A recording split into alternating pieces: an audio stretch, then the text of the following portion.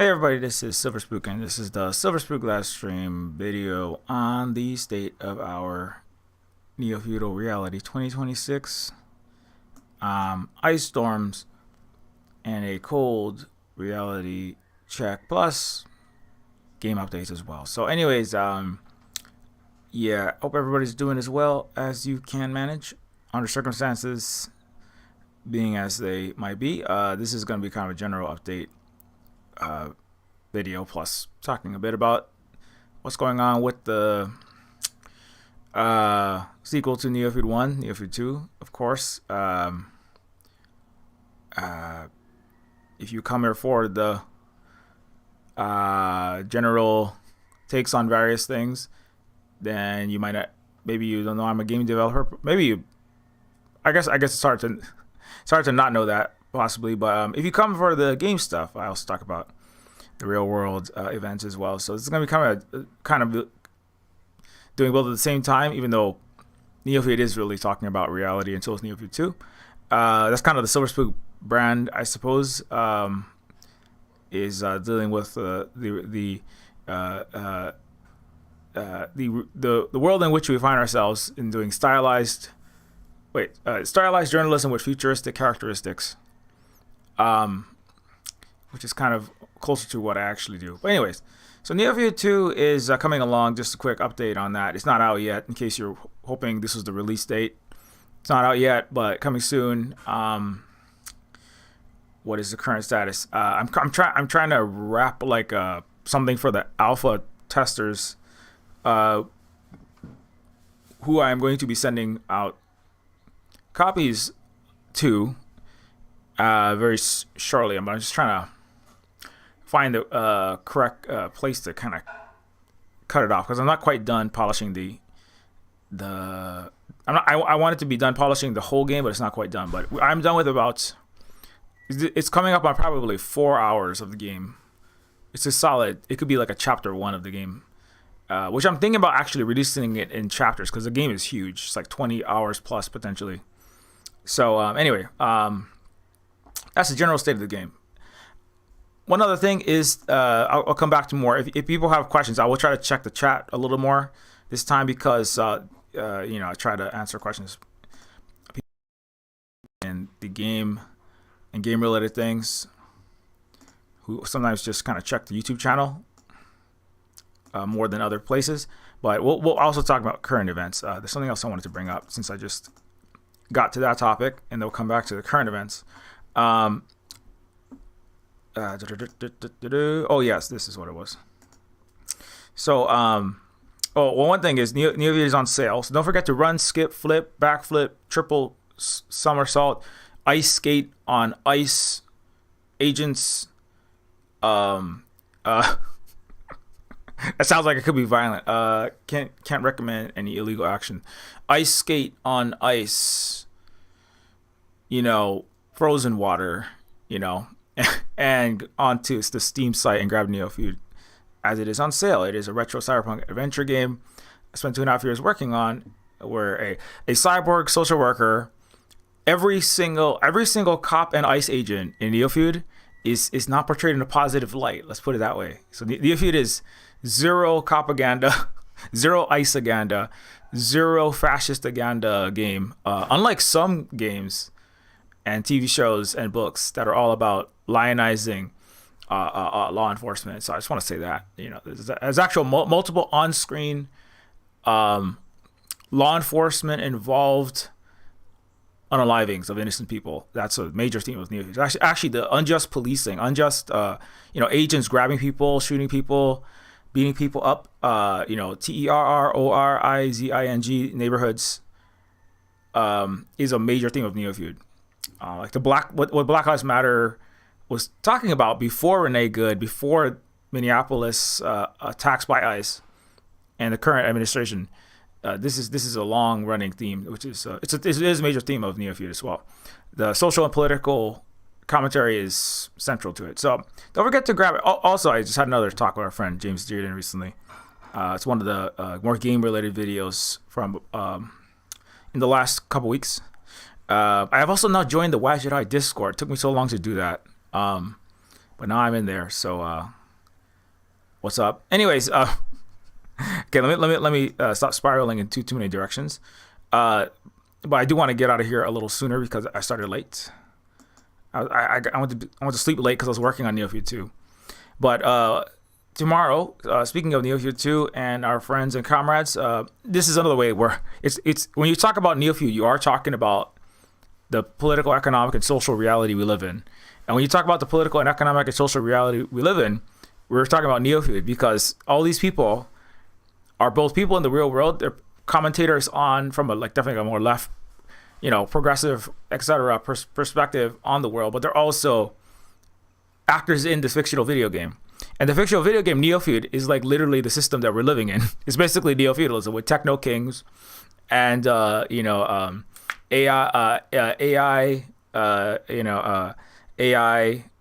monarchist emperors. Like Peter Thiel literally is a monarchist, doesn't believe in democracy, right? So, and Palantir that is helping ICE to mass surveil everyone. And, where's my daddy pinpoint everyone's GPS location and what the probability given to each ICE agent, each law enforcement agent, exactly where you are and whether you and how many people are inside of any household. And he is an anti-democracy person. He said democracy doesn't work. It was a failure. Just like his friend Curtis Yarvin, Manchester Mobug, once said. Anyway, so when we talk about Neofeud, my point is we're talking about reality. You cannot escape Neofeud. When you're in the video game, you're in Neofeud. When you're in reality, you're in Neofeud. You're always in Neofeud at all times. It's a Silver Spook verse. Anyways, the Silver Spook birthday party is tomorrow, 1:25, 7 p.m. Eastern. It's going to be a streamed event on not this platform. I don't want to say which one because this Death Star satellite might get upset at me and suppress this video. So, but it's going to be not on this platform. And it's going to be at 1:25. Not that these videos are getting like millions of views, but these are all Neofeud 2 voice actors. And also, of course, friends of ours. I've done several events with all of them in some capacity. American Johnson left YouTube and other platform creator, video maker. Luna Oy is, of course, our Vietnamese comrade and also partner of American Johnson. And check out Luna's book, Historical Materialism. Oh, also today, Michael Parenti also passed away. I believe today at 92. So he didn't quite outlive. I guess maybe he did outlive the U.S. Empire, because it's not looking too successful at empire much. It's kind of a crumbling.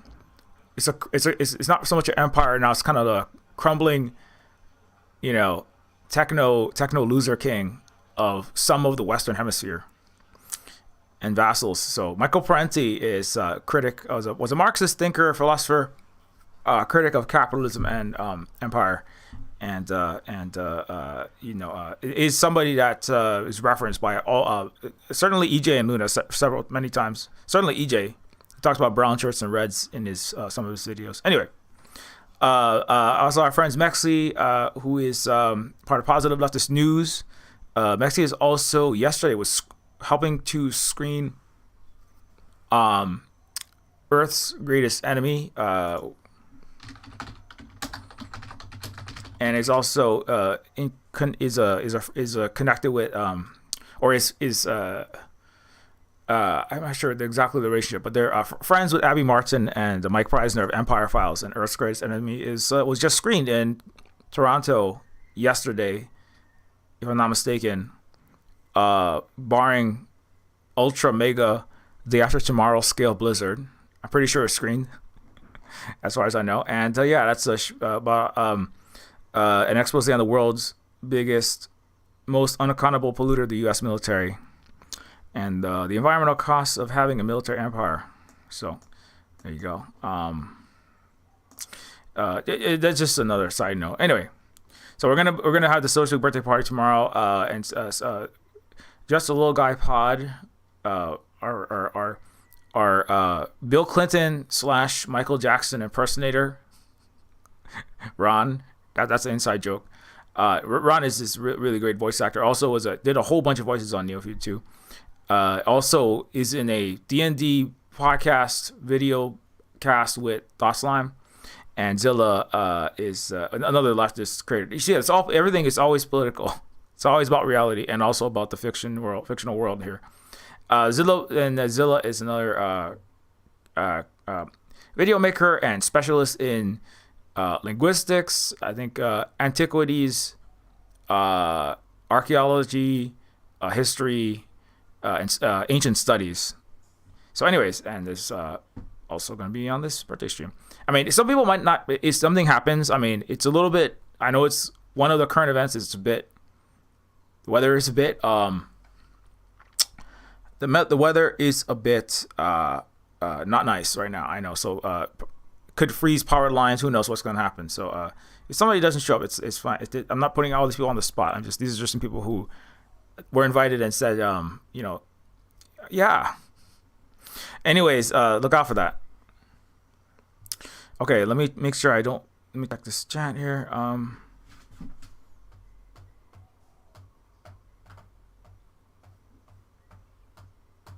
Is it live or no? Okay, sorry, my chat computer is being a bit silly. Okay. Anyway, so back to this. Yeah. So there's a lot going on. I don't even know where to start with this really.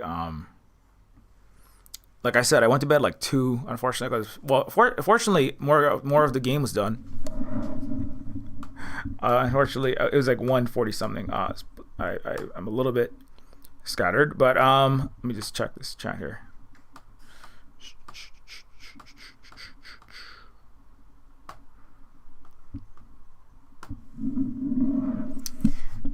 But yeah, so anyways, so what's going on is okay, so a little more at the game. I have there's a lot of clips of Neofeud 2 that I recently shared, but I'll kind of like, anybody can go and like check those out on Blue Sky, Twitter, Mastodon, Facebook, Instagram, all those places. I kind of regularly post. I've made a bunch of like new in-game clips. People are interested. I mean, maybe I'll go through a few of those right now, since I already kind of mentioned that. Let's see here. I'll go there on the Blue Sky just to balance it out, so I'm not just on one platform. Let's see here.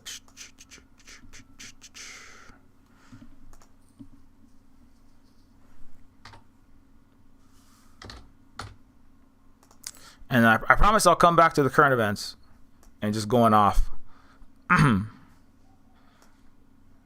as apparently some people want to have happen. Okay. Obviously this is a scene. Illegal inhalation of privatized air may result in violent repossession of your 1.3 gallons of rented corporate blood. This is a screenshot from Neofeud 2. We just the U.S. and other neo-feudal places don't have robotic police officer squadrons, just out in the street aiming guns at all the protesters. ICE has shot someone else though on camera today.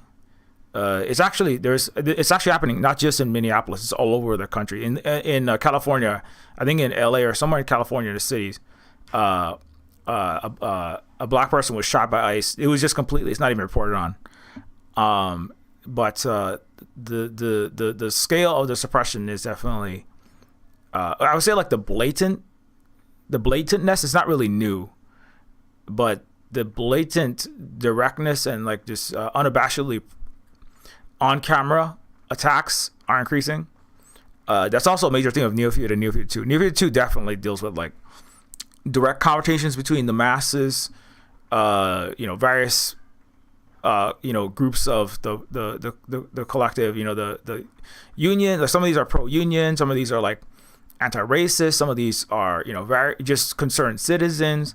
Some of these people are like long time dyed in the wool revolutionary types. Some of these are, obviously there's sentient machines, there's aliens, but a major part of Neofeud 2 for sure is the direct clashes, escalating violence, trying to contextualize and the informational war on what is happening in the streets as the obviously the buildings are on fire there, so it's the scale at which things are collapsing, or the level of tension and havoc, and or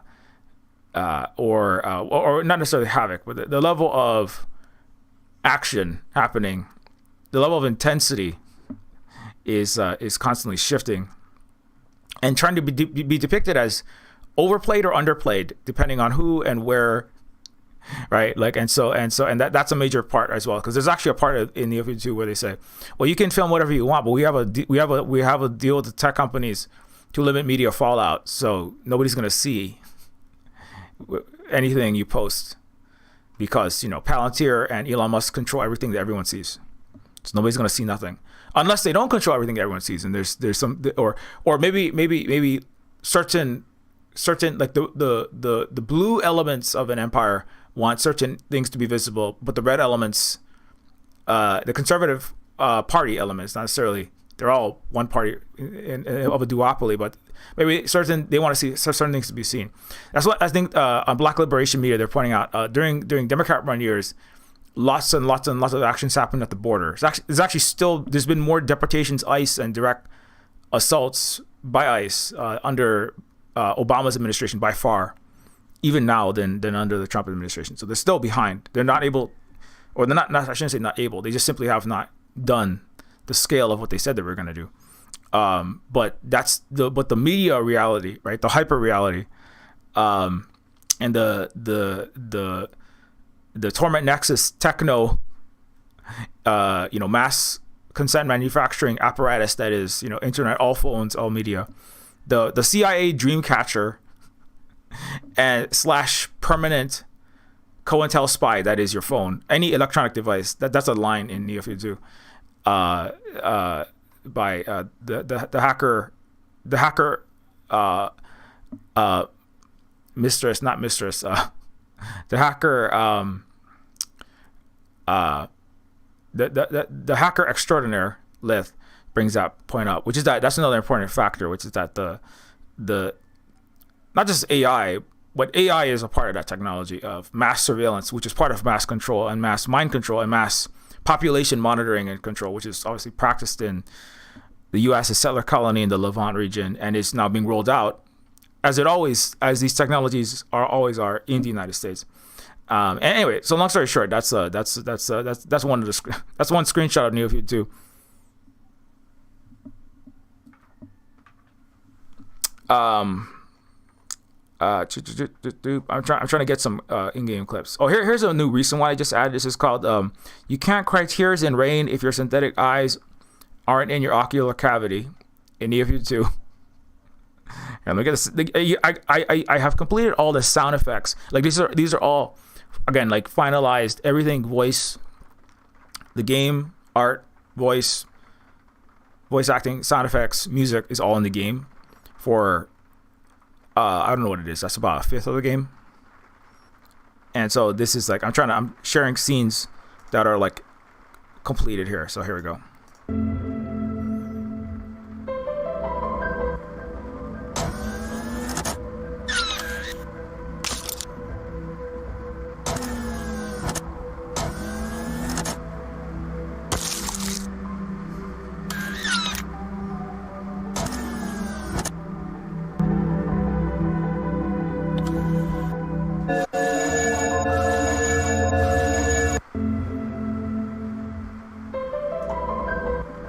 Okay, anyway, that's another one.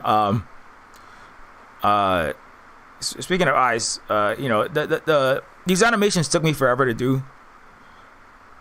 One reason why Neofeud 2 has taken 9 years already is that I made these really big high definition animations. There's a lot of that one's really it's a big one, but it was I think I might people were saying I think I took it too much to heart when people said, "Oh man, what this? I don't like this art style in Neofeud 1." I probably should not have listened to more of the naysayers and just gone with whatever I felt like doing. But because just because that is the art style of Silver Spook Games, and the punk the street punk aesthetic of it just like being not corporate is a major that's a big part of Neofeud 1. So anyway, but I tried to actually make it more punk like later on, but I think I was like reading too many player reactions because people are shallow and they have an attention span that is the length of the average ChatGPT or Gemini prompt, right? So like the entire children is going to basically have a permanent from birth to K to 12 lobotomy and then college is just practicing not using your brain by asking computers to do your essays. So anyway,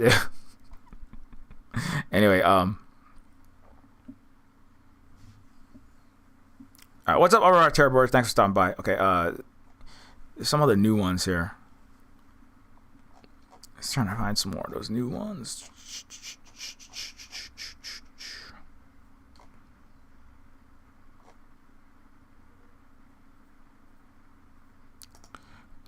Oh, here's a good one. This is a recent new video of in-game scenes with some of our friends who are going to be in the voice acting, are going to be on the Silver Spook birthday stream tomorrow, including our friend Zilla.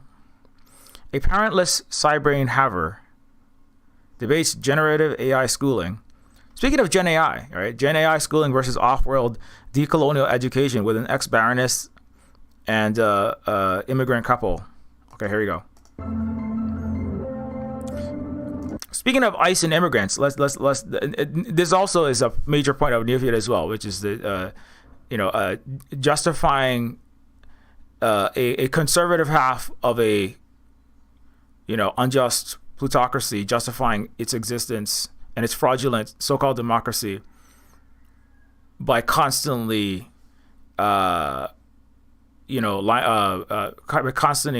scapegoating immigrants and suggesting that all problems of a country could be solved through mass deportation.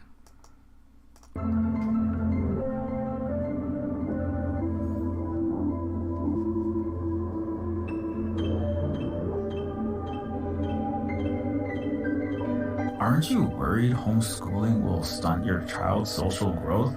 Also, I heard only right-wing nuts teach their own kids. Our child has ample socialization in book clubs, dance, sports, without the threat of school shootings, bullying, and jingoistic miseducation. And the right-winger claim is liberal propaganda.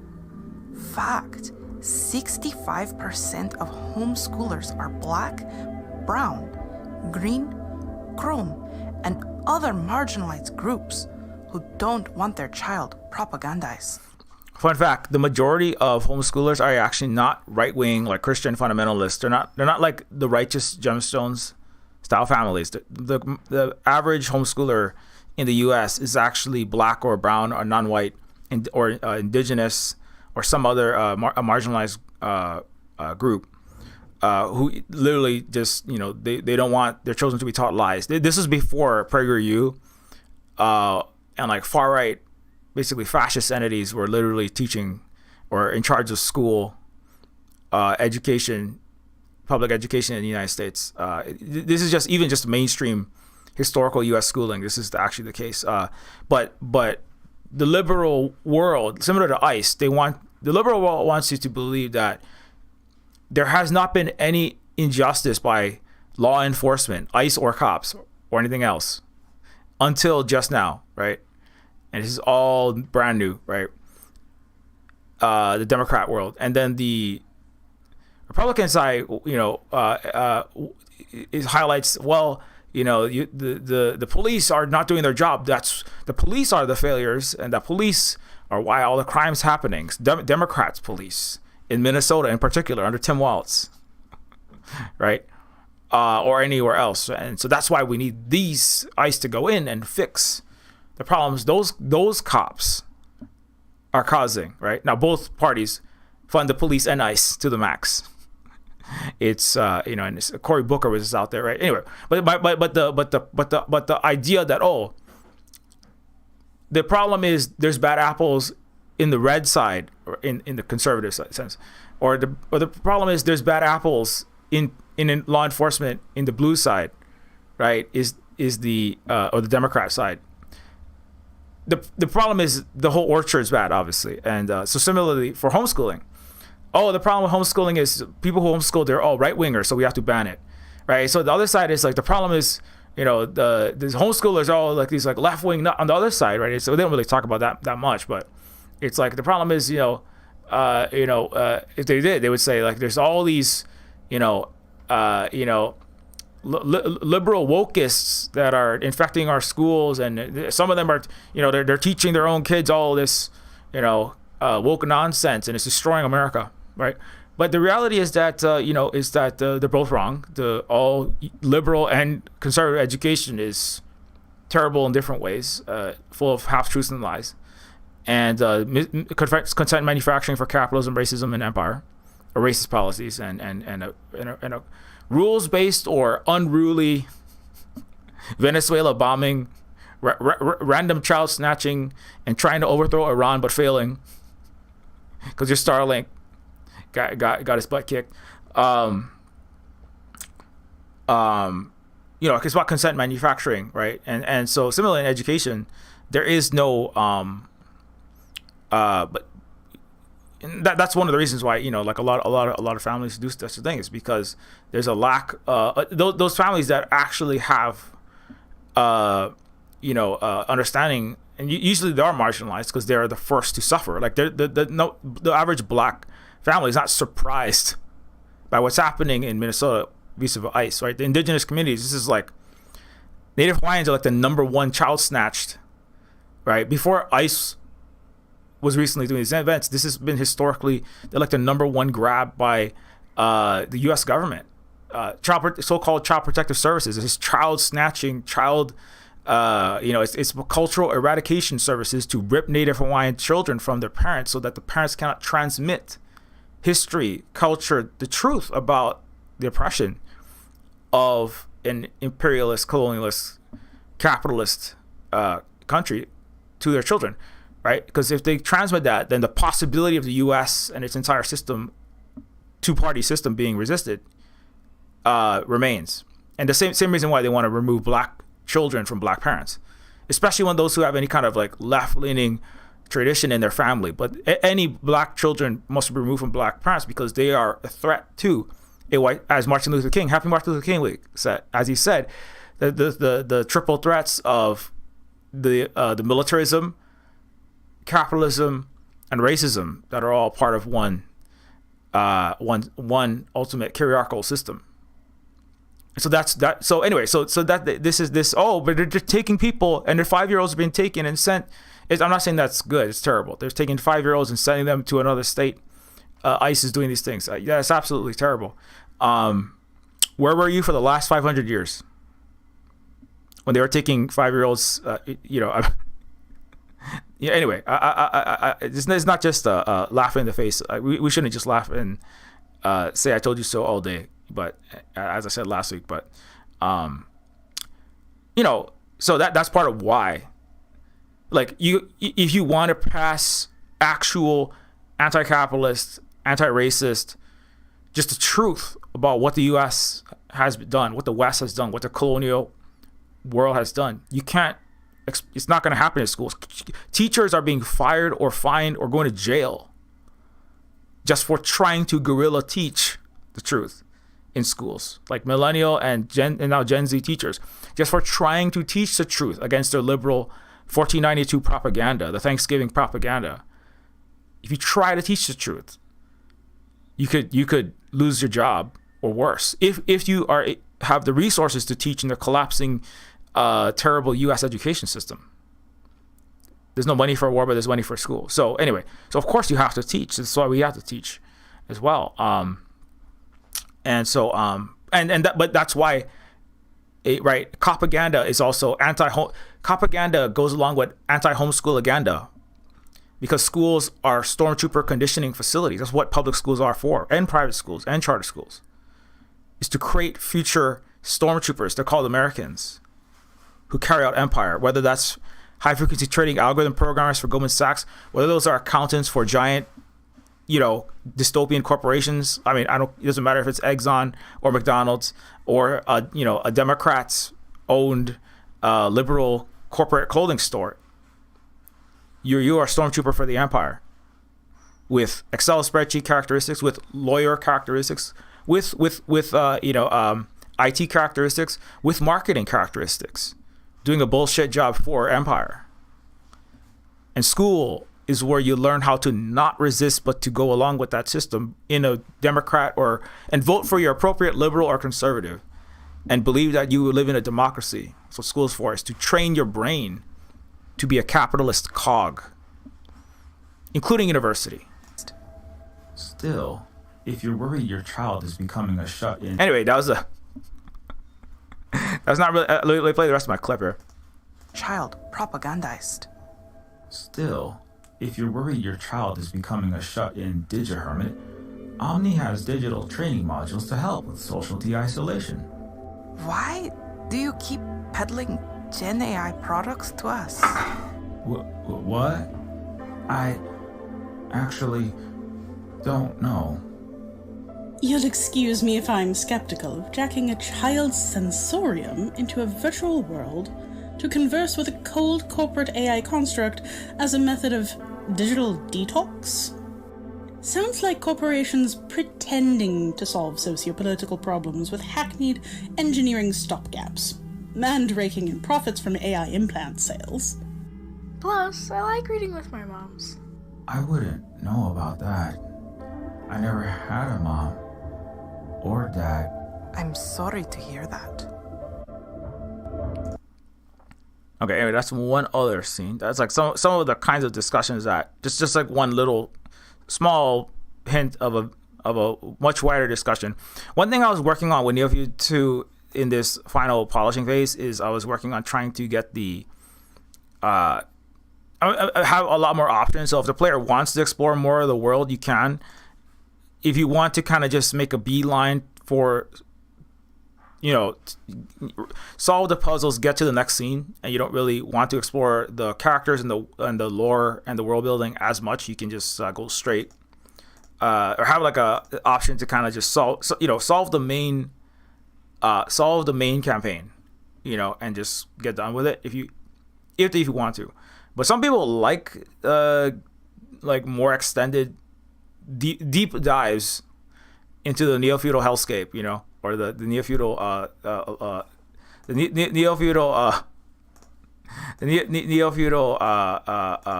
reality that they find themselves in Neofeud 2, which has a lot. There is a lot to it, but it's kind of like I don't want to overload people who don't necessarily want that.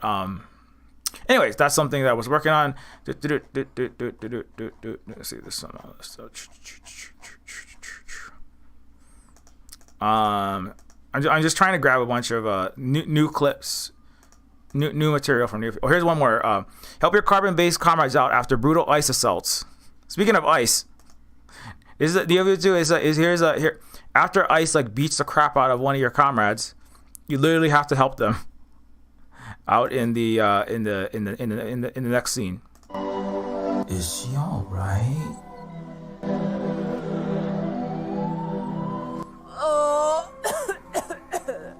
She looks like sledgehammered scoria, swimming in and out of consciousness. But she's still sucking air, or breathing, as the carbon-based sentients call it.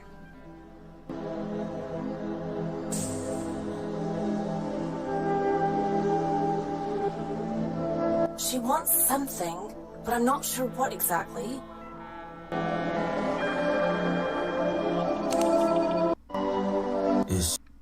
Okay, that's... these are a lot of these are just like a bunch of the animations with the sound effects all completed. Oh, here's one more. A tensor counter in Neofeud 2. This is a big action scene, one of many. Yeah, this one, yeah, it's just like there's like I realized I was like, holy crap, there's like so much action happening, and it takes so long. I was like, I'm like, I gotta cut some of this action down. The scene is too. It's just it's good to have more going on, but it's like I was like, wow, it takes a while to put all the sound effects and get everything finalized. So that's basically this is just one part of a much larger scene here. I also noticed there's like many characters in a lot of these scenes. Every single one of them that has like unique characters. This one has a lot of unique characters, and so they all needed animations. That was I'm doing like all the animations and all the art, so it's like it just takes a long time.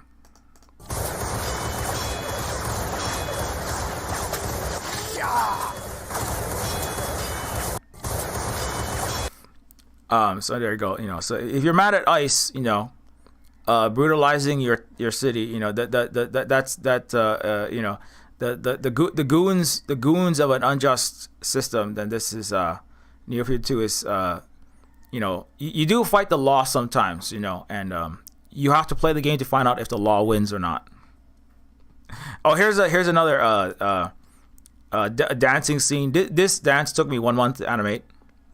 Dance like your longevity depends on it. Ex-Marine turned micro Chippendales dancer gets footloose. If you don't know what a Chippendale dancer is, just be careful when you Google it.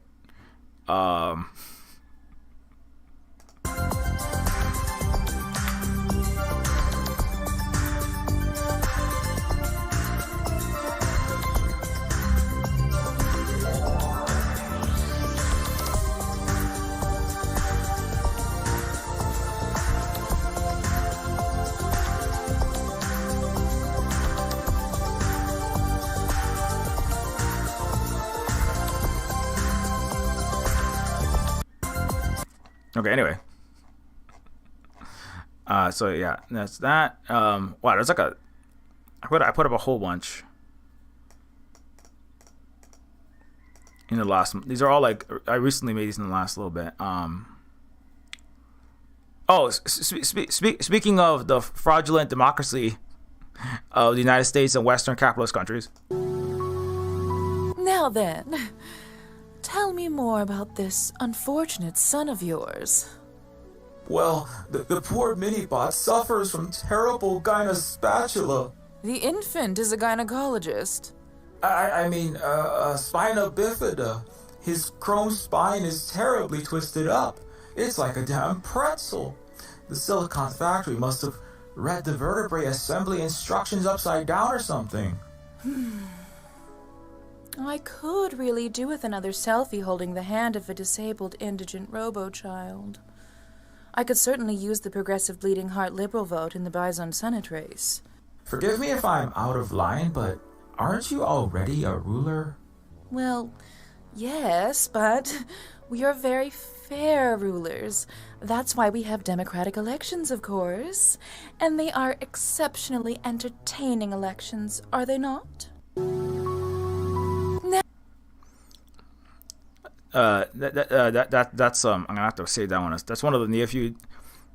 That's an important what Neofeud is really dealing with is questioning whether the so-called tyranny, right, that the so-called American Revolution was supposedly fighting ever ended. Right, which is that aren't you like a monarch? Aren't you like Peter Thiel? Aren't you like already like the oligarchy of aristocrat nobles? You're basically royalty. Like, aren't you corporate royalty? Like, basically, you're like rulers. There's not really a democracy, right? Why? And she's like, well, yes, but we're very fair. That's why we have democratic elections. It's the king's election. It's the queen's election. That's what elections are for. Did you know the majority of the world is turning against the electoral democracies, Western style, and all the concepts of that are just being thrown out. Central South America, Africa, it's not being broadcast in Western, global North media and global North discussion circles, but that's actually important. Like I was saying, like that's the informational control of even what is allowed to enter the radar and the discussion, the Overton window, right? The consensus reality, which is really hard to discuss. Start to like, well, how do you like make fiction about that? Really, especially when you talk about things like beyond the Overton window, because a lot of people don't have access to that. Which is unfortunately, it's a lot of people that, because you have to be a fairly good English speaker to play Neofeud for reasons of my historical reality. But it's and I don't have. One day I'll get some translators when I can afford translators. I see Gen AI translations are all over the place, and no. No Gen AI has or will be used in any Silver Spook anything. I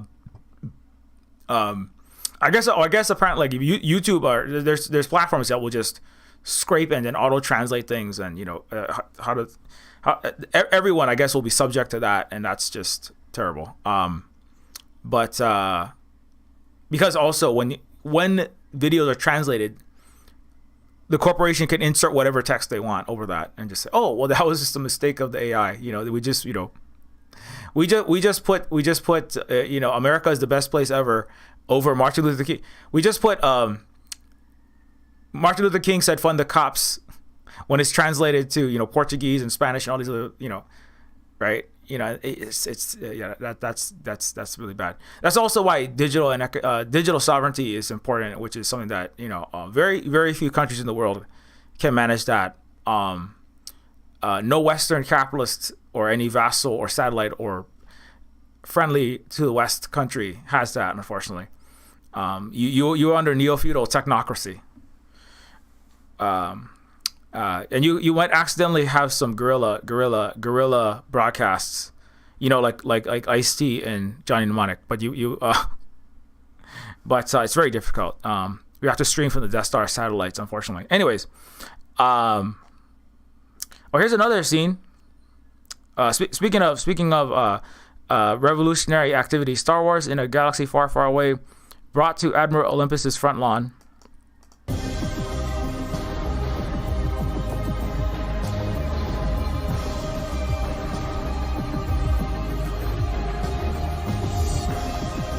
This one doesn't have sound yet.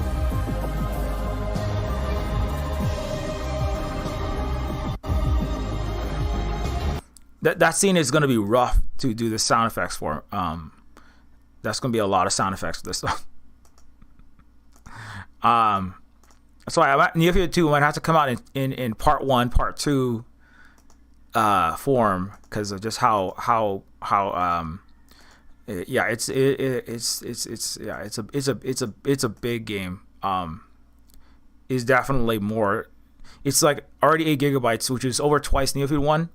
So it's not more than a Hollow Knight Silksong. So I'm hoping that that should.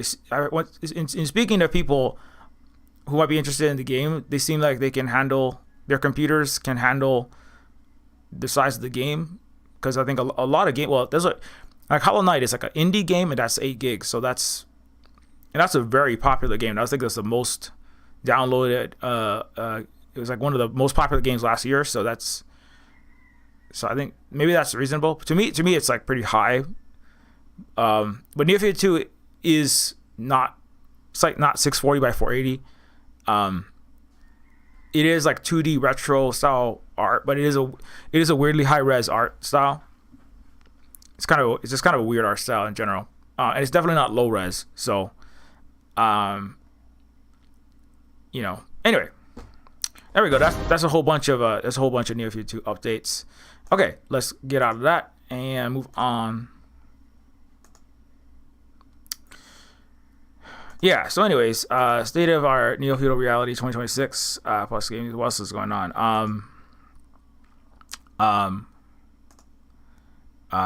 Yeah. So don't forget. Oh yeah. So once again, don't forget to grab Neofeud if you haven't yet. Don't forget it's on. It is on sale on the Steam site right now.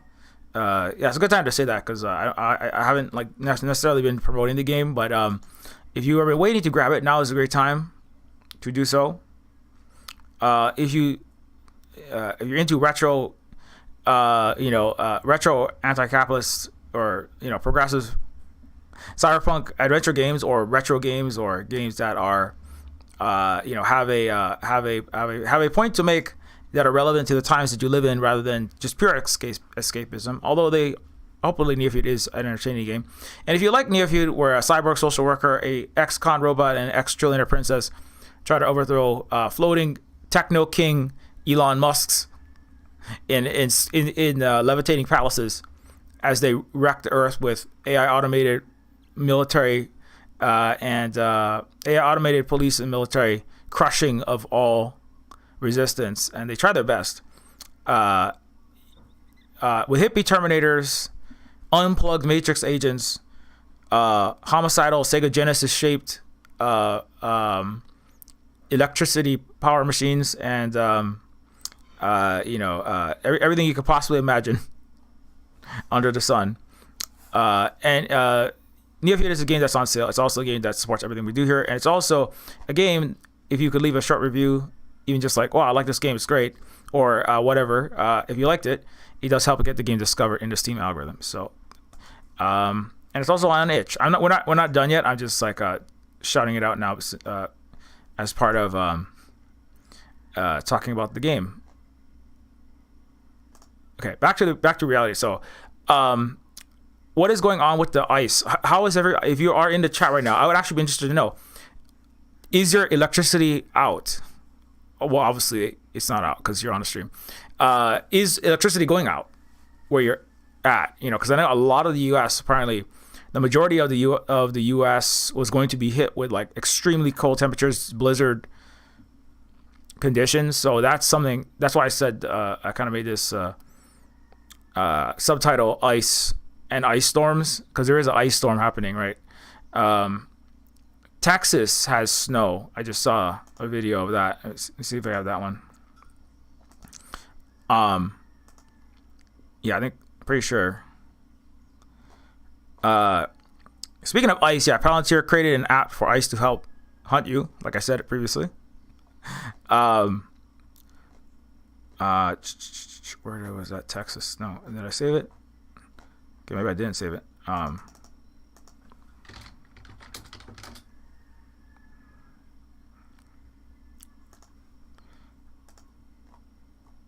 Yeah, so there's minus. So Texas is very south, and there's icy conditions and there is snow in Texas right now. Texas Ice Storm 2026.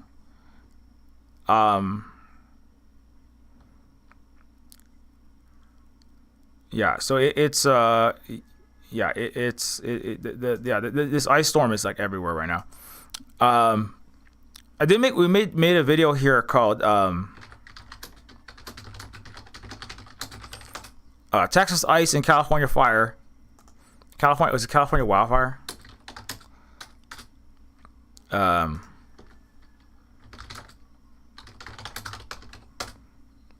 It was one of the videos we made. I can't look it up.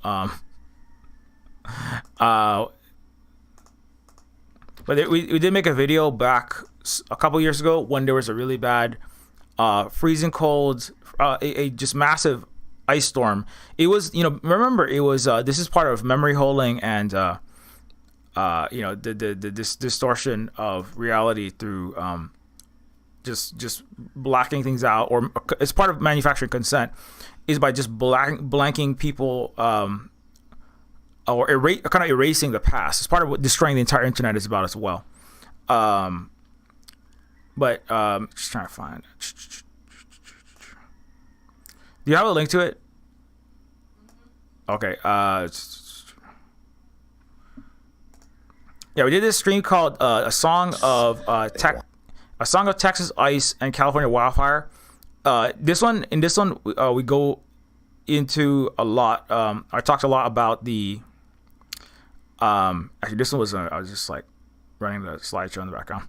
Anyways, but in this video we talk a lot about how the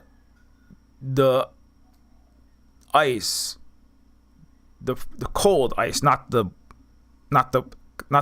cops that enforce immigration laws, because they're all cops, they're all law enforcement. But the ice that actually came to Texas, that freezing cold snap several years ago, it was the first time like it basically happened. It's basically because it is related to climate change, where the Arctic vortex, the polar vortex, where this is high altitude, super cool jet stream air, right? That's supposed to be it's supposed to stay in its location, right? The polar vortex is supposed to basically circulate super cool air in the Arctic region, right? In that little the disk of space at the top of the planet. It's not supposed to come all the way down to the latitude of Texas. Massive shift in polar vortex is forecast for early February. This did not happen before. It was being talked about in some media. I think it's maybe in certain places in science, climate, and certain environmental scientists might still be talking about it. But but now it's talked about as just like a thing that just happens all the time. It didn't happen all the time. It is part of the process of climate change, is that the loosening of the tightness of the vortex and the kind of drooping, and so suddenly all the cool air like descends to the equator sometimes, right, all the way down in certain regions of the Earth. Like, for example, right now it's happening in the central North American region.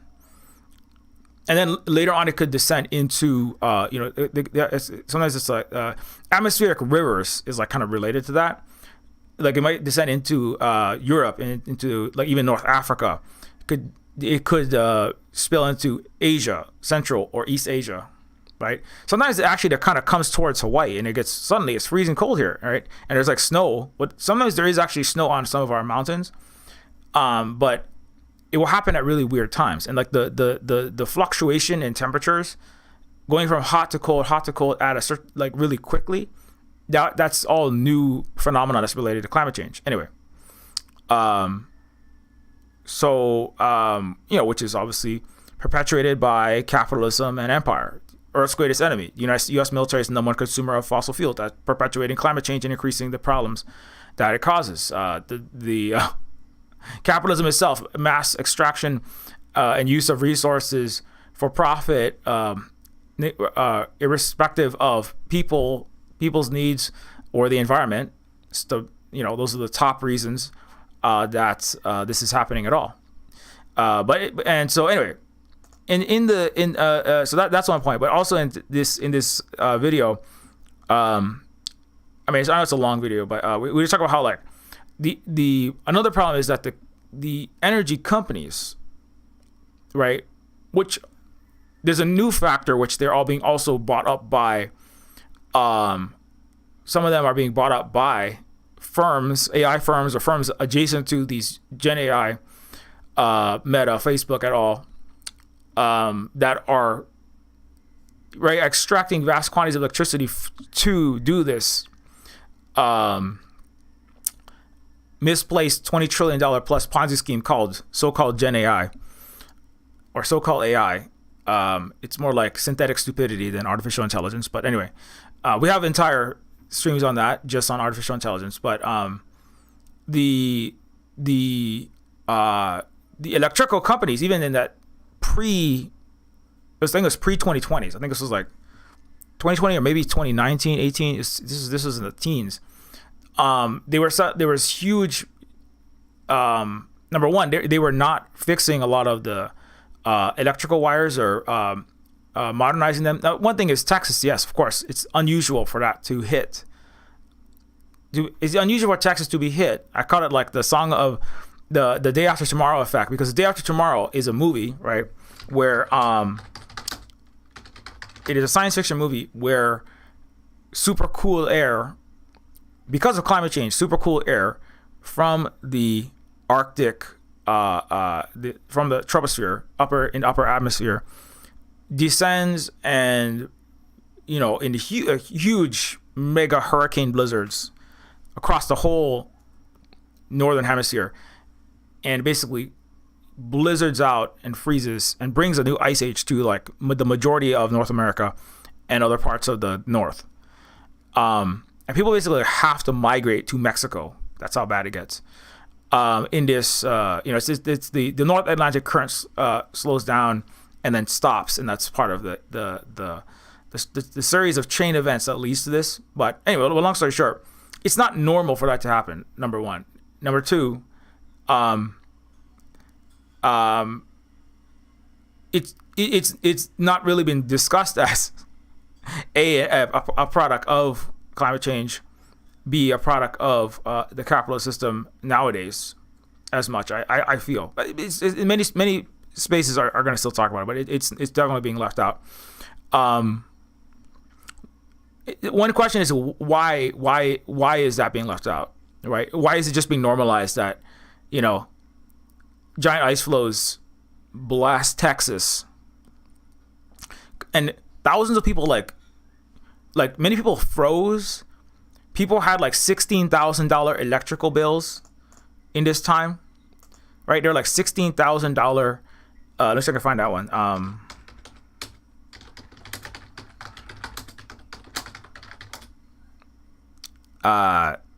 It was a news story. I think I remember the number of dollars it was. What was it? It was a $10,000. It was a Texas veteran of some war, and he had like a $16,000 electrical bill. Texas defreeze subsidies. Okay, it's 2021. Households now face electric bills as high as $10,000 because there was sudden price gouging because of a capitalist desire to maximize profit. Right? They're suddenly jacking the price of electricity. Right? It's kind of like surge pricing, which is everywhere, which is just about squeezing profit from the peasantry, from the non-people, which is the masses, the hoi polloi, the unwashed, right? The neo-feudal peasants / temporarily embarrassed millionaires. The so-called free people. The $10,000 bills, right? Is like the AI that is looking at your face in the Walmart, the Target, the store, and increasing or lowering the price of goods in real time based upon how desperate you are. If you're in Texas and suddenly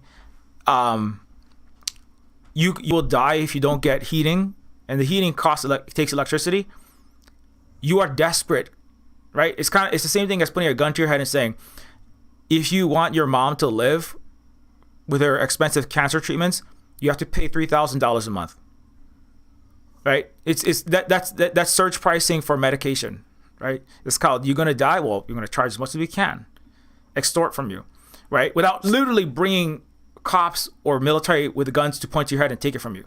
But it's easier to take money from people when it's based on the basis of medicine, food, cooling, heating, and so this is that's the purpose of capitalism, which is for mass control, which is another live stream that we have. It's called controlled thinning, and the actual purpose of it's not necessarily just to make money. That's part of how the system operates, and to mass manufacture consent for that system and to maintain control is pushing people to focus on accumulation of money and surviving the next day by making their $1,000 rent or healthcare bill or whatever it is, right? That's actually trapping people inside of capitalism helps. It's actually more important to trap people's minds into the mental structure, into the blinders of focusing on rent, career, food, bill. Oh my God, I got to get my LinkedIn network. Oh my God, if I don't get this, because it's training people's minds to stay in that is more important than making money, right? It's actually making $1 quintillion, but everyone, right? You could charge $60,000 for a hospital ride, right? But that would enrage people to the point it would break them out of the mental leash, the mental mind control of, which is the purpose of the bill itself, right? It's about keeping them and being able to fleece people to accumulate capital, which allows you to accumulate power and also accumulate control. Because people that are always at the edge of the rope, it doesn't really matter where the rope is. Like if you're making $60,000, the hospital bill is $2,000 for the ambulance ride. If you're making $20,000, it's $600 for the ambulance ride. The surge pricing is actually part of is technology advancing methods of mass mind control. right? And it does assist with capital accumulation, but it's actually more important is to precisely tailor, call them price points. Like even Steam is like, make sure you hit the right price points, but the price point is to calibrate for lower, middle, upper, bourgeois labor aristocracy, right? Global South, workers. You have to tailor the exact so that you don't make it. Every good has to be tailored for each individual, right? Based upon their earnings, their desperation level. They actually talk about it. They're saying it too loud now, because Walmart just wrote out like a new surge, a new AI led, or it's just algorithmic software led. Because I don't want to give AI such like, oh my god, it worked because AI. No, it's just computer software, but it's designed to basically offer specific kinds of deliveries to people who are more desperate based upon their race, their income, all the data that Palantir, Elon Musk, and all the tech companies have accumulated about them, right? So that people who are more desperate because they have medical bills to pay because they're poorer, right? Poor Filipino people in LA, they're suddenly going to get all these really hard jobs. And then the people that have a little more money and they're not really that desperate, middle class people that are delivering to have something to do or whatever, the parents, they live with their parents and they're just, trustafarian millennials or whatever, and they're just delivering for a little extra cash. They get the easier jobs to pay more. And that's about tailoring for the desperation level. Exactly how much to offer someone for a job, and also how much it costs for a good. Whether when you're buying the peanut butter at the Walmart, it costs more or less, but you don't want to know that until you actually go to the checkout. And so it's actually to maximize that's not just about maximizing. It does increase profit, but it maximizes the desperation and keeping people right at the edge. Right? If you make $50,000, if you drain all discretionary income with the right amount of healthcare, and oh man, it's so expensive, it's so bad. Geez, we're just breaking even. We can't save that much, right? And if you can save, you can put away for a strike. You can pay union dues. If you're saving, you're like not worried about working. You can, you can be more. You feel more agency and autonomy as a worker. You might start reading books. Well, if you got COVID 6 times and you're using Gen AI, you're not reading anything, so that solves that problem, right? But if you aren't using Gen AI and masking, and you are masking, then if you might read a book, you could actually learn history and economics, and you might read actually non-mind control liberal capitalist, pro-capitalist, liberal, pro-empire book.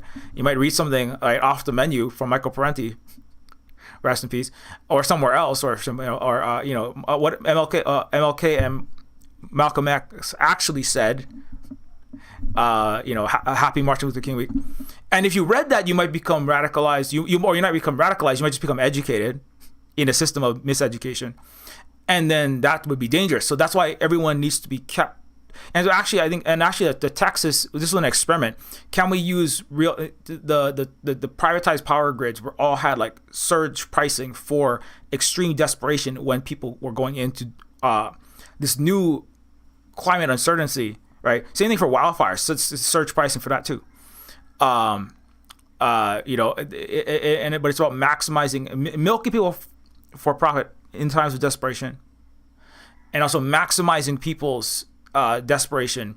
The technical term in the business school, I think, is disciplining the workforce.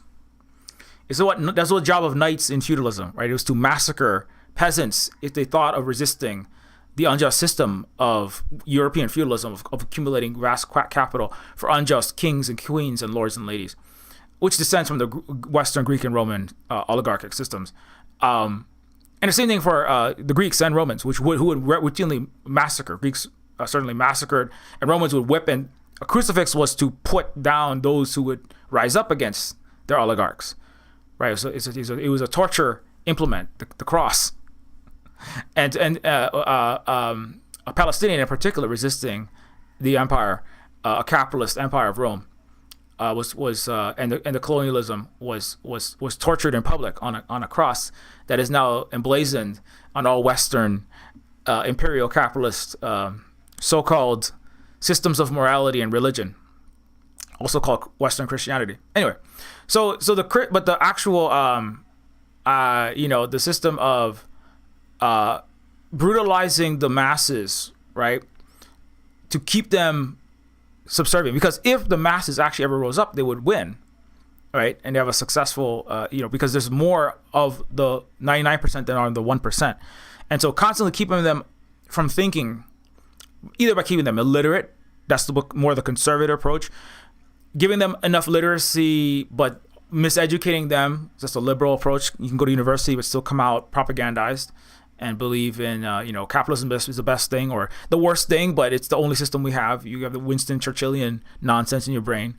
It's all CIA manufactured, oligarch produced, oligarch tested, CIA approved propaganda in your university system, with some guerrilla professors that can be silenced, and that is, the liberals have perfected that by silencing anyone who steps out of the Overton window with the shadow censorship of simply not being invited back or rehired or brought back in, or just being encouraged not to talk about. The Cold War was an important practice for the capitalist class, how to control a slightly more educated society, educated enough to maintain a 21st century modern technological economy.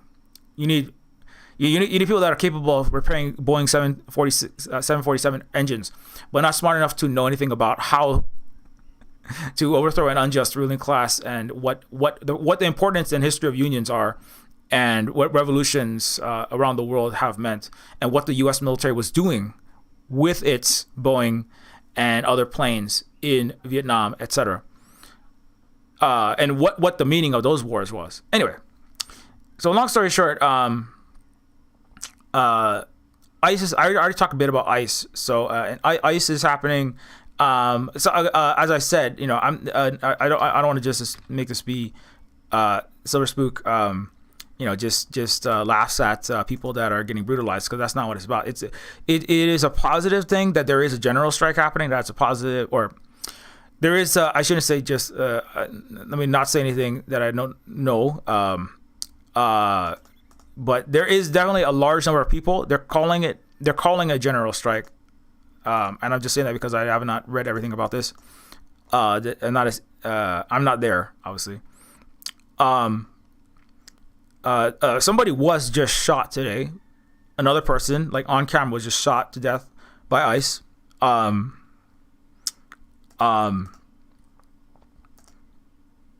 think it's right here. Let's go around.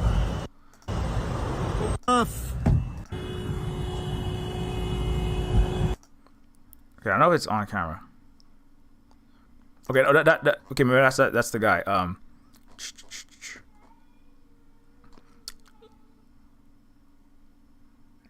Yeah, so somebody else was shot. They are just shooting people. Like one like the police shoot over 1,000 people every year. So this, like, the not new thing is agents of the U.S. government, ICE cops, SWAT, etc.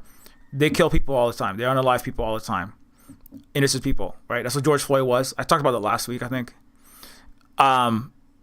What's new is they are in just broad daylight, coming into middle upper class white areas, like where Renee Good is from, and shooting just people like that. And that's what's the difference between Renee Good and George Floyd? Right? What's the difference between Renee Good and Mike Brown? Or Tamir Rice? Let's think about it for a little bit. It's not that Renee Good was quote unquote innocent. Not that I'm not saying she wasn't innocent, but it's not the innocence that's in question, right? ICE is being sent by a guy from a different party.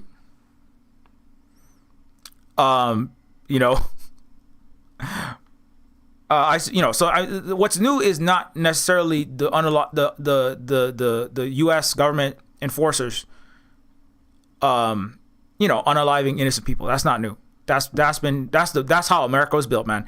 That's like the United States was the U.S. was a 100 million execution of Native Americans to build America, right? The U.S. That's what it does worldwide, right? And I think I made that point pretty intensely last week. But what is new is maybe like the level of unabashed, blatant, almost like celebratory nature of doing it, and doing it to certain kinds of people that historically, again, right? I think I made that point last week too. Historically, middle and upper class white people, like Renee Good and like this, I believe this person too, have not been as subjected to this. Not zero, but in broad daylight, middle upper class white liberals being shot by the U.S. government cops is that's a little that's that it's a new phase of who is allowed immunity. It's a slight decrease in who is allowed immunity from the unjust mass death, mass unaliving fascist force of the United States power structure. It's very chaotic because it's not. Donald Trump is, he's a chaotic force. The U.S. is not a good force. Donald Trump is a more chaotic. I think I talked about it last week too. He's a more chaotic force. He's a more gangster. He's a more wild card force than Biden, George W. Bush, George H.W. Bush, Obama, Clinton. Both parties have had more. They've had administrations that are more. They have imperial solidarity. They have imperial capitalist, Western white supremacist solidarity. Whether they have a black token face or not. Obama, again, Obama still deported and rounded up more innocent people with ICE and with the border patrol, etc., than Trump. It's 400,000. It's still not even close, right? But Obama didn't. The Democrats don't do that because they're trying to win over the white upper middle class liberal voter, right? They're not going to come out and just. But Trump is trying to, right? He is attacking that class because he has MAGA and conservative types that kind of want, it will benefit it will benefit Trump in the eyes of his base to carry out some of these actions. Now, some people might be a little bit disturbed by that, but there's a core, there is a core MAGA base, and Trump partially doesn't really care.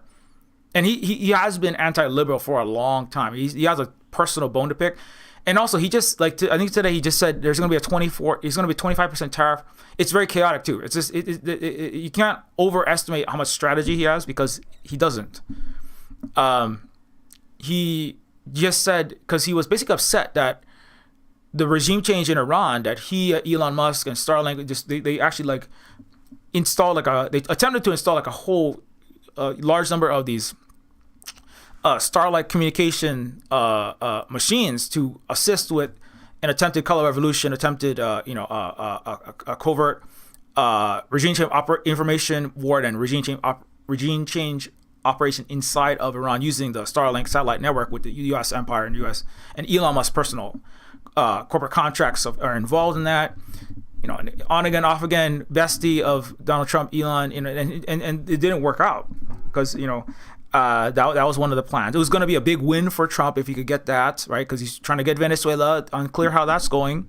It was a big PR circus in the British circuses for about a week, and now that died out. Now he's hatching the Iran plot. Didn't work out, and Trump then said, "I'm going to put 25% tariffs on any country doing business with Iran."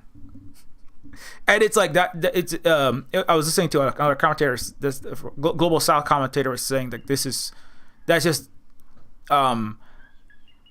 another just kind of reckless, just very shoot from the hip thing he just tweeted out, right? And he said because if you were to do that, that's a 25% tariff on track. You already lost. The tariff war is already wound back, and America basically had to give up on that. Certainly vis-a-vis China, which was not going to stand for that, and it didn't stand for that tariff war, which was a tariff war on the entire planet as well. And there'll be a 25% tariff on China, which buys 90% of Iran's oil, plus France, Germany, I think France, Italy, several Arab countries, Russia.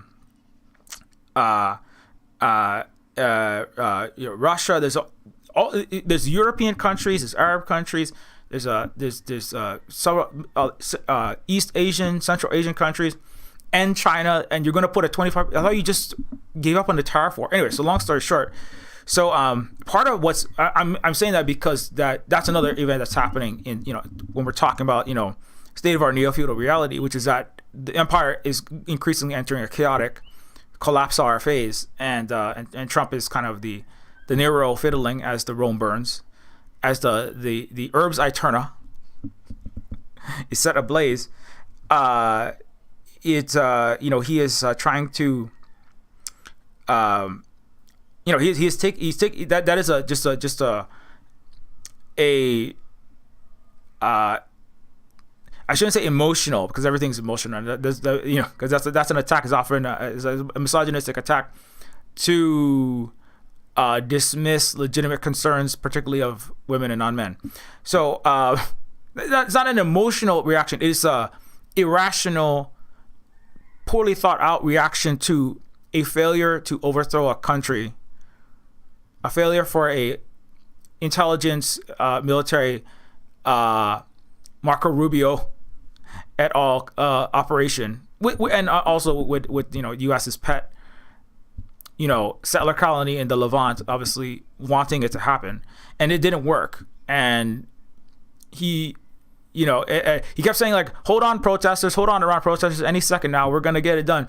And then he just got mad. He said, that's it, 25% tariff. And it's pointed out, like, that policy is not being carried. Like he said, as of now, effective immediately, that policy is not, it basically cannot be carried out by the U.S. Customs U.S. Customs people. Like, they're basically, it's not gonna, if they tried to make that happen, it would just cause more, even more chaos than it's already been caused.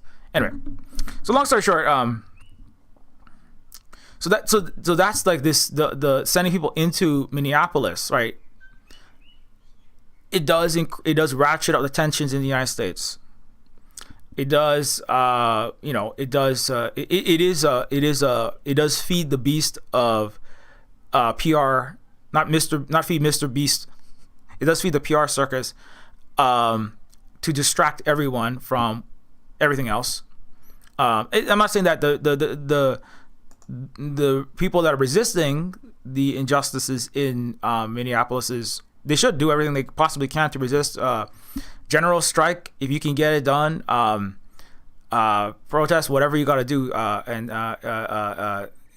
out to everybody who is doing that. I know there's indigenous there's definitely, like, Nick Estes of Bird Nation is, I think it's in Minneapolis, if I'm not mistaken, and is like part of various organizations there trying to resist this attack. And that's all. I mean, of course, we support and have solidarity with those who are resisting these injustices.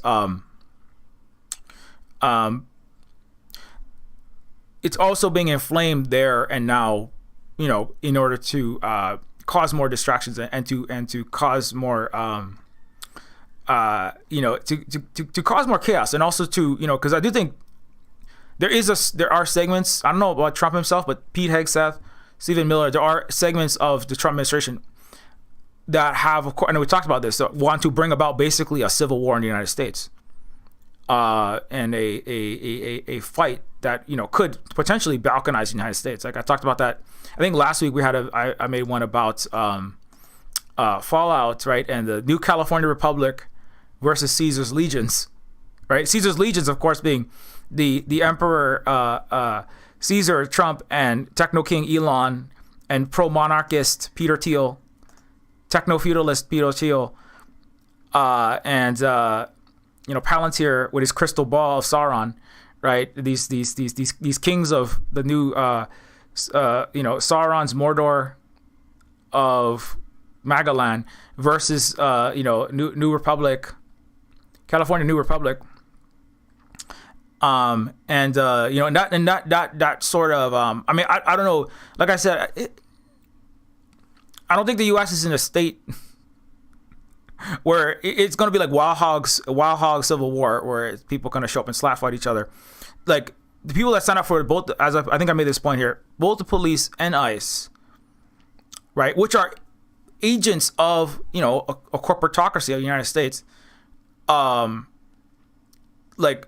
There is not a war between LAPD there hasn't been one between LAPD and ICE. There's not a war between the Minneapolis PD and ICE. Like, I keep seeing people. This is one thing I want to comment on. I see a lot of people in certain places commenting, "That's it. That's it. Tim Walz, mayors, you need your police. The police. I will not stop until every single ICE agent is arrested. This is illegal." Right? Like, we need the cops to arrest, and I demand that I will not stop until every single ICE agent is arrested and tried into court, every single member. And, like, obviously, shooting innocent people with no just cause, grabbing innocent 5-year-olds, of course that's terrible and that's illegal. Minneapolis PD are not,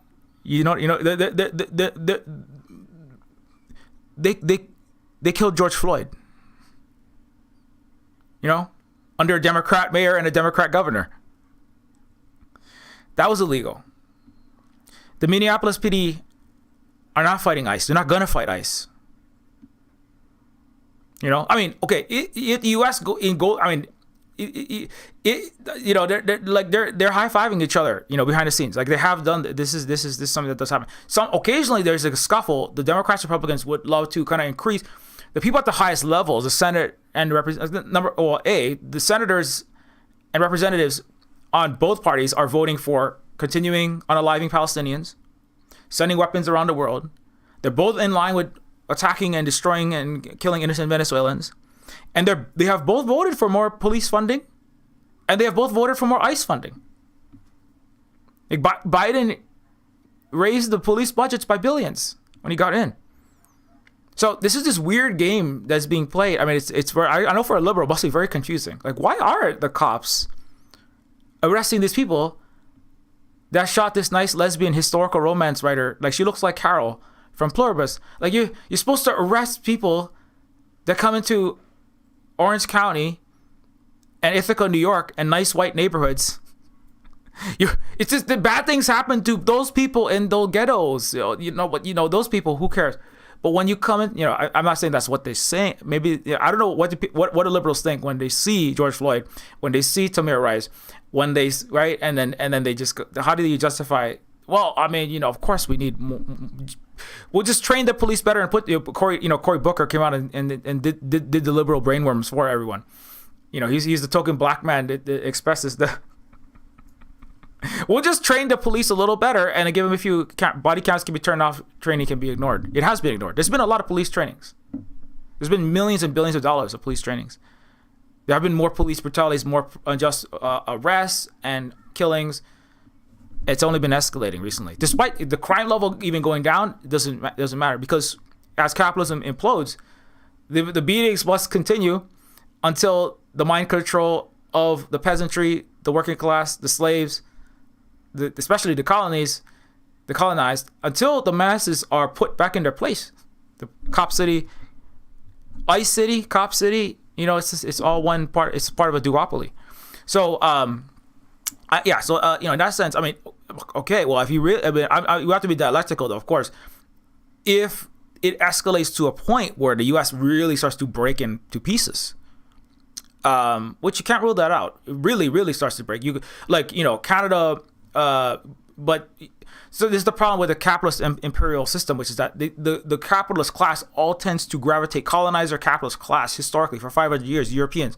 The British and the French did have fights, but when it came to oppressing Africa, when it came to coolies in India, when it came to extracting wealth, and they didn't like a lot of what America did. But when white capital colonial power was solidified, then the Americans and the British were happy to do joint operations in the Middle East, in Africa.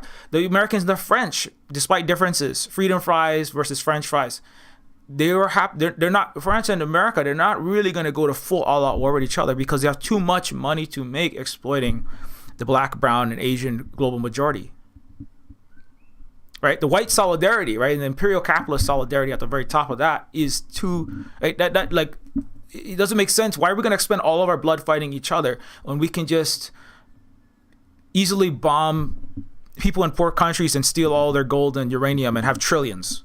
Why would we fight over, why would we, the ultra rich 1%, why would we, the upper crust in the United States? I mean, unless there's nothing left in the United States, it is just falls into complete total chaos. It's just like, if it just becomes just like a proxy war sort of situation like Ukraine for some reason, or just falls into such like in Eastern Europe. But if it doesn't make fiscal financial sense for an oligarch to start a war inside your own country, they're not going to do it. If they don't have if the masses are, if the masses that make up the police, which are people that they're basically cowards, they're happy to beat up and brutalize strikers. They're happy to beat up and brutalize like one person in a crowd. ICE is happy to grab innocent. It's just actual, dangerous people. If there's a large mass of people, if there's like, if the police and ICE both can't get away with brutalizing innocent people because they're violent fascist cowards to get their jollies off, pretending to serve when the only thing they serve is capital and white supremacy. Right? They break the legs of striking workers and they throw out tenants for landlords under neo-feudalism. They're just the knights and the leg breakers of neo-feudalism. And if they can't get away with just ganging up and beating up on workers, strikers, resistors, leftists, indigenous people trying to protect water, Black Lives Matter trying to stop racist brutality, Occupy Wall Street demanding economic justice, if they just can't gang up and beat up on those people, they're not going to fight an actual war. People are not, right? And neither has the U.S. military. It's all paper tiger. They have not won a real war on the ground. They lost against Vietnam. They lost against Afghanistan gold herders because they're happy to bomb from the sky and blow up innocent people in Korea, kill millions of people in Korea, Vietnam, bomb people from the sky in Iraq, blow up innocent Palestinians. Again, it's kind of like ganging up and beating up on one person, but that's cowardly, murderous, fascist, imperialist activity. That's just coward. That's like sky cowboy. Oh yeah, it's real fun doing genocide shit. That's what the West does. They're good at blowing up innocent people from far away with no danger to themselves. Especially even better behind a PS4 controller using a drone. Right? They're happy to just have some fun playing video games, playing StarCraft with Asia, Africa, Latin America, and burning their villages. Right? And it's playing like it's a freaking game. But if they actually have to be on the toe-to-toe fighting, the West has always lost. All the colonizers. If they really meet a real resistance, they lose, they pack up, they leave. Despite even like having more technology, more weapons, even more people, they don't have the will because they're not just places. These are places of cowardice. These are places of deep corruption and soul loss, as Amy Cesare would say. So these are not places. And so similarly, the U.S. cops and ICE and the liberals and conservatives fighting is going to be like wild hogs fight. Slap fights, somebody take out a white glove and hit the other person in the face. The cops and the ICE will be like, hey, you go home and I got guns. Like, you got guns. I also got guns. Oh, yeah. Shit. Actually, both of our bosses are both, Palantir and millionaires and billionaires. And we're both on the take of rich people. So, why don't we pretend to shoot each other? We'll play like a Nerf gun fight, and we'll have cops and Minnesota cops and Donald Trump's ICE. We'll just have a Nerf gun fight, and we'll say that we fought really hard. Okay, let's make it look good. Okay, like that's the kind of civil war. That's the American Civil War. The fight now is like there's a handful of people that are like, yeah, no, I'm all about this. We're gonna have a showdown for America. There's some honest people. That's not the if the United States was a place that people were if the cops were gonna fight for injustice on the side against the injustice of ICE, if we're in the liberals' mind, or if ICE is gonna fight against the injustice of the liberals, then the cops and ICE would be at war with each other right now, but they're not, because that's not what it's about. It's about maintaining the facade of democracy. It's about maintaining the facade of justice, which includes the courts as well, which is a slave auctioneering process and a injustice facilitation, capitalism, capitalism discussion forum between oligarchs. That's what courts are for. And that's what this is about. But it's about each side pretending like they're going to fight for justice. And I'm not saying that, again, I'm not saying that there are people that are actually trying to stop this injustices, but those are not usually affiliated with the Democratic Party elites like Gavin Newsom or Waltz, They're not running for office. Like, they're actually a lot of the from what I hear, a lot of the people that are on the ground inside of Minnesota, they're like saying we can't let the Democratic Party just take the mantle of our resistance and just pretend like they're doing it all. That's what they did in Hawaii too. On Red Hill, when it came to Red Hill, when it came to I'll bring up Hawaii. When it comes to Red Hill, our Hawaiian resistance against U.S. imperialism, polluting with. Speaking of Earth's greatest enemy, right? They're polluting our water with the U.S. jet fuel in around Pearl Harbor. Like, it was our Hawaiian and our Hawaiian anti-imperialist, anti-capitalist, and environmental supporters and other people in Hawaii, just grassroots people, not Democratic Party, who did that work. And then the governor, Josh Green, he basically claimed to have led that entire action and was basically took credit for it all. That's what the Democrats, right? These are, the liberals are trying to do in Minnesota right now. Take credit for all these successes, right? According to LA activists on the ground, anti-ICE in LA, and according to Red Nation and Black Liberation Media and other people that are actually trying to have been and are still trying to directly stop ICE, the Democrats and their government and their leaders, they are doing nothing. They and their cops are doing basically next to nothing. They're saying platitudes and trying to take credit for what's happening, but it's actually just regular people on the ground. A lot of them don't really want any party affiliation because the two parties have failed them.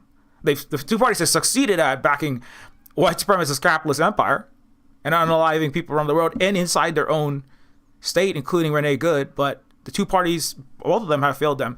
And so anyway, so I just want to point that out as well, so that we can't let the Democratic, liberal, blue capitalist, imperialist party take credit for all this.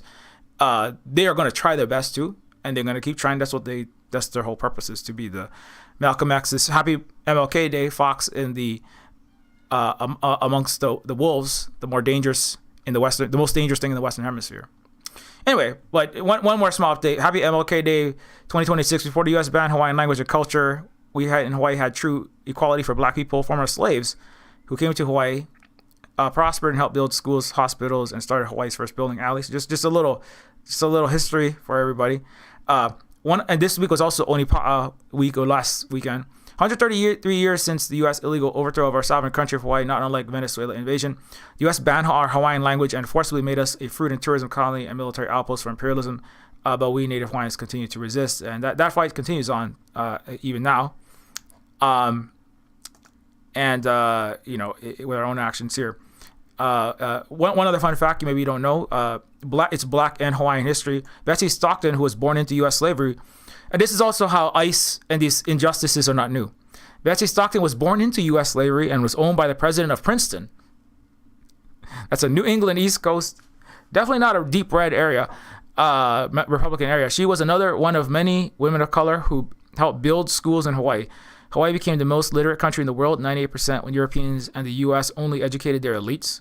She actually, Lahaina School, which burned in the Maui fire in Lahaina, it was a Black former slave of a Princeton American president, the president of the American College, Princeton, and she was born into slavery there. Reverend Ashbel Green was his name. In 1823, she arrived in the Hawaiian Islands, and she quickly learned the Hawaiian language and founded the first school for the people. Lahaina Luna was the school there. This is an old image of the school. Since the U.S. illegal invasion of Hawaii, we now have terrible racial and economic inequality. Black and Hawaiians are the most over-incarcerated by police. And of course, the statistics are terrible. And of course, actually, Hawaiians are the most over-incarcerated, even more than per capita than the Black population, which is approximately 2.5 times the rate of the white population of Black people being arrested and imprisoned. And actually, Hawaii leads the whole U.S. in arrested public school students, disproportionately Native Hawaiians. As I said, this is for capitalism and imperialism, because Hawaiians, if we know our history, which in 75% of Hawaii is non-white, Hawaii is the most tenuous so-called U.S. state. It was a fraudulent annexation and a fraudulent statehood vote, and it's an illegal military occupation. Even at the UN, it's still, which is heavily controlled by the U.S. The UN even has said that Hawaii is not even a real state. Most of Hawaii, 75%, by surveys, including non-Hawaiians, want Hawaiian independence. So that's white, black, brown, Asian, and Hawaiians together, right? Not just Native Hawaiians, but all people who live in Hawaii, including U.S. military members, some of them, want Hawaiian independence. And so if too many Hawaiians pass the truth onto their children, and we like take up the mantle, and we are not brainwashed, the U.S. is constantly trying to brainwash us at all times in this informational mind. That's why like consent manufacturing, mind control using all means necessary, technology, phones, movies, media, religion, everything is a full spectrum informational mind control war. And we, as a Native Hawaiian, has been in this. It's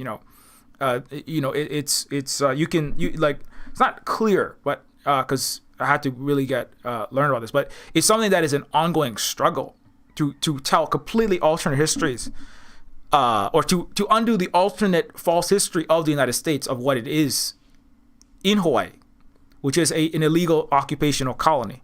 It's actually what it is in South Korea. It's what it is in the Levant, as the U.S. keeps doing Holocaust too in Palestine, right? But it's more harsh and horrific there. But all of that's not justified. But it's an alternate reality, right, that they try to tell there, which is that we're always here, and we're just from here, and we have our nice little friends that live there, and there's just terrible people out beyond that gate and behind this wall, and they're just here to kill us all.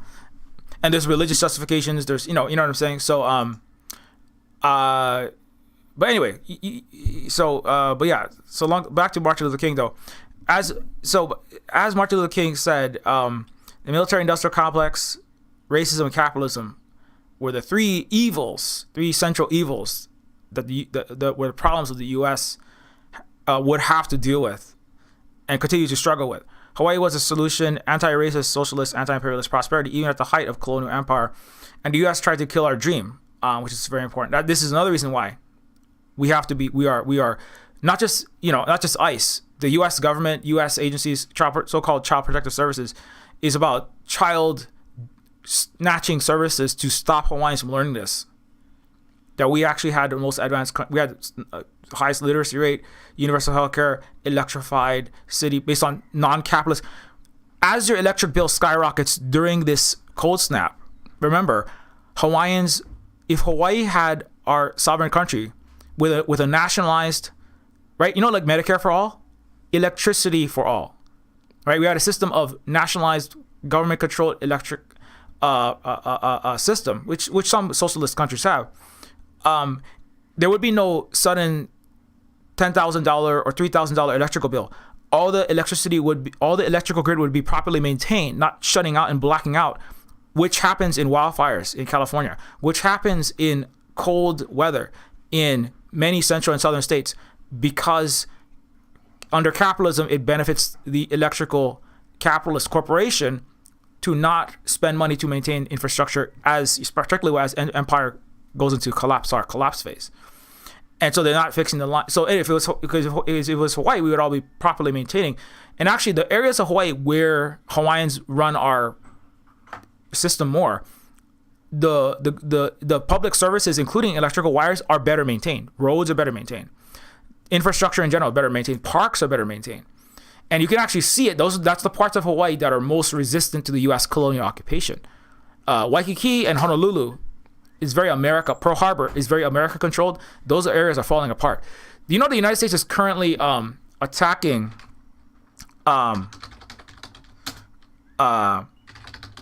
they're like blacking out entire buildings, and they're like threatening people with armed guards, like inside Honolulu right now.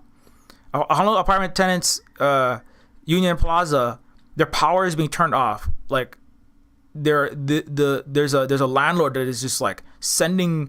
It's almost like a war zone in there. It's basically a war zone. They're like laying siege to Honolulu. These are like just regular local people, Hawaiians, people from Hawaii, and they're like capitalist landlords are like laying siege, including with armed squads and blackouts to an entire building in downtown Honolulu. It's horrific, and that's the activity. That's American Western capitalistic activity. That's not Hawaiian activity, in which we had 100% housing, and speaking of energy, blacking out people's electricity, unheard of. Electricity was a human right, powered by renewable hydropower in the 1890s. And so was healthcare, universal human right. Anyway, so I just want to point that out. So this idea that, oh yes, this is new, and we just, who knows why.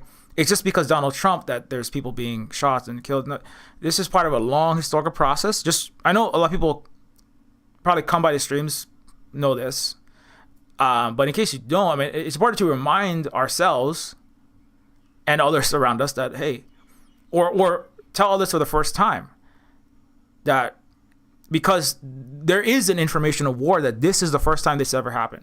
What's happening in Minneapolis is unprecedented.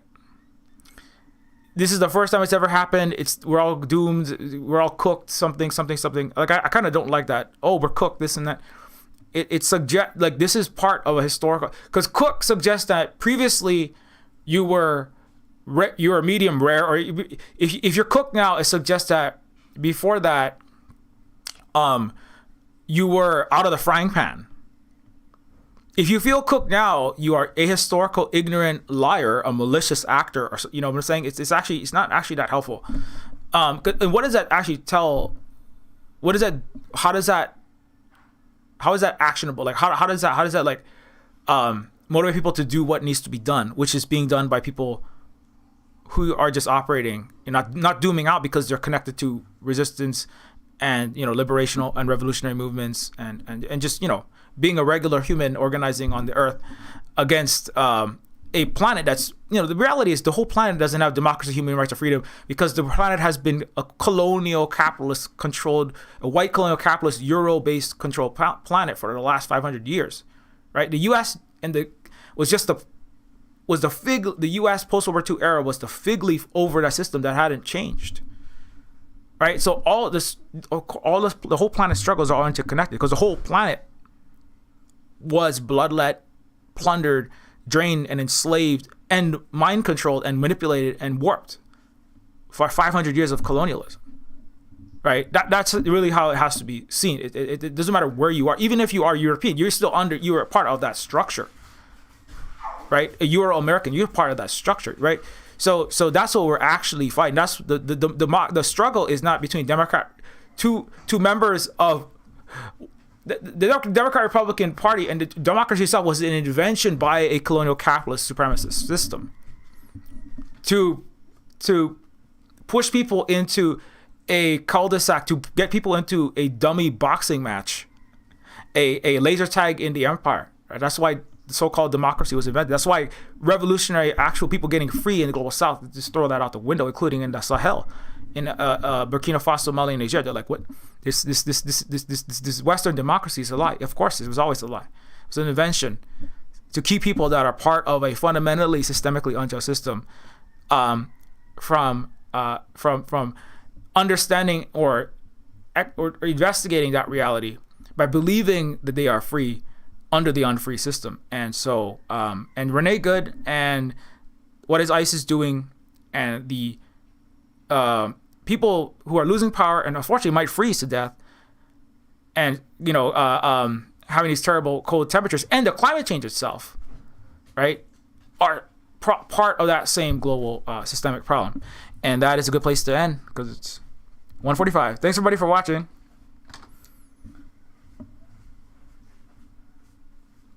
What's up, Colin and Aurora Terrorbird?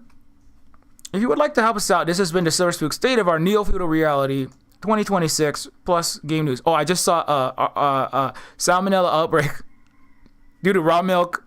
Don't drink raw milk. Mask up. That's a Neofeudal 2026 update. That's, you know, all these struggles are connected, including in health. Please don't drink raw milk. I don't care. I don't care how whole milk to raw milk pipeline. Oh man. Okay, anyways, help us out at the ko-fi.com/silverspook.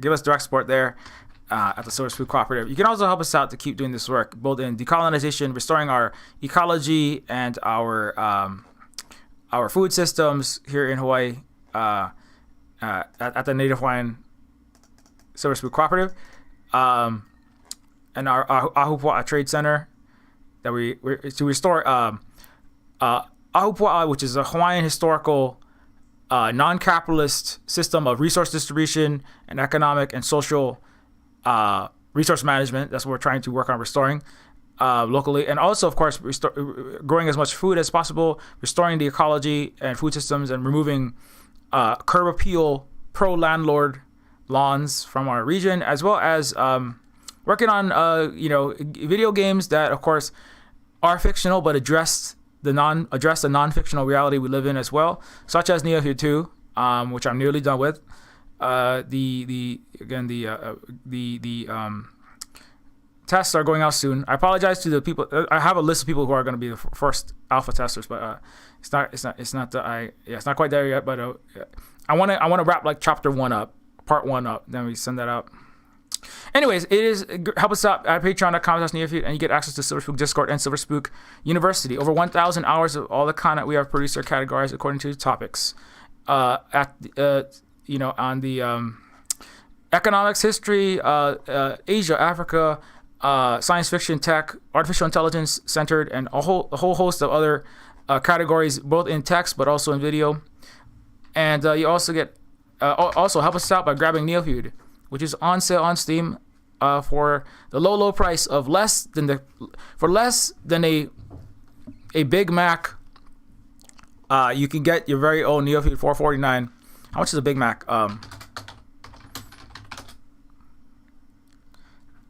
The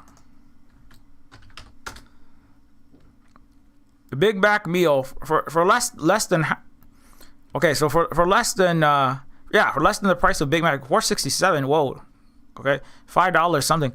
For less than the price of a Big Mac at McDonald's, you can get your very own Neofeud that critiques McDonald's in the form of McSwiss.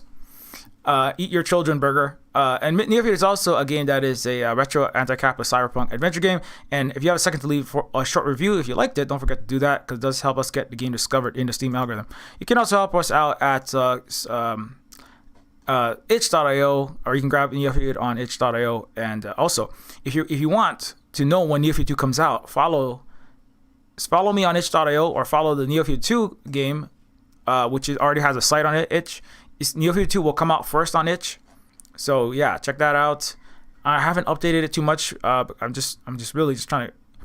I'm always behind on finishing the game, so I'm not spending too much time updating stuff. But when it gets closer to release, check that out if you want to know first. Yes, Neofeud short story collection and Terminus short story collection, and a whole bunch of other games and music, and also Holly's book Woman is also up on the itch site, so don't forget to check that out.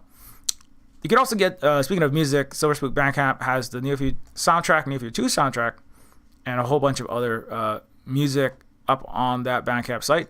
You can also follow Silver Spook Games on Mastodon, on Twitter, and all over the place. Just look for Silver Spook. And you can also follow Holly on Instagram and Twitter and other places at Allergic to Blue. Sorry, just trying to get that. See, Allergic to Blue. Yeah, you can follow Holly at Allergic to Blue, and of course, Holly is of course our great moderator, always sharing important, relevant information in the stream, and doing other care work, work around the house, beautifying the house, making Lego flowers to help with that, and helping in a whole host of other ways. We got some Lego flowers yesterday. Anyways, I don't want to get sidetracked. So don't forget to follow Holly. And of course, thanks to all of our ongoing Patreon patrons. Without your support, it's hard to keep doing this work. So thank you so much to our patrons. Why can I not click on your patron list? There we go. Thanks, patrons. Without your support, we are going to have a hard time. If you haven't yet considered becoming a patron, like how much are this videos worth to you? $1 or $3 or whatever per month. Any amount is appreciated. And of course, if you are able to increase your patronage, any amount really can help, because we're really behind on how much we want to be. I would like to have the Patreon at like closer to like $800. The goal was originally $1,500, but now it's more like $800. But definitely we can use any amount that anyone can spare. And we thank all of our Patreon patrons for their ongoing support. Thank you so much. And now it is time to leave. Until next time, keep mirror shades polished. Be excellent to each other. Bundle up out there. Stay warm. Stay organized. Shout out to the solidarity with the general strikers and resistors of ICE in Minnesota and everywhere else. And